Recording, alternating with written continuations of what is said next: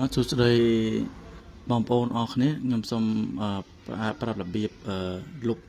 Messenger លុប Messenger ដែលជាប់អីគេអាចជ្រុងនេះខ្ញុំបានលុបរួចរាល់អស់ហើយនេះលុបរួចវាជាប់នៅគេនេះអញ្ចឹងជាដំបូងយើងត្រូវចូលឲ្យគេមុនយើងចូលទៅក្នុង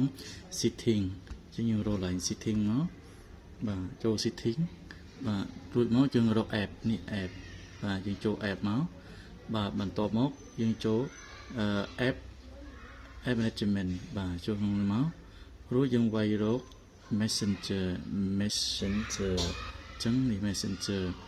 បន្ទាប់មកទៀតនេះដោយសារខ្ញុំ clear up រួចហើយយើងចូលរកនេះ storage usage បាទ storage usage យើងចុច clear data នេះរួចហើយរួចយើងបិទត្រឡប់ទៅ messenger នោះវានឹងដំណើរការជាធម្មតាវិញវាលែងជាប់ជាលែងជាប់រូបអីនៃគៀននេះអញ្ចឹងសូមអរគុណបើសិនជាពុកម៉ែបងប្អូនយល់ថាវីដេអូដែលខ្ញុំមានសារៈសំខាន់សូមជួយចែករំលែកនិងជួយ share ជូនដល់មិត្តភ័ក្តិដទៃដើម្បីជួយ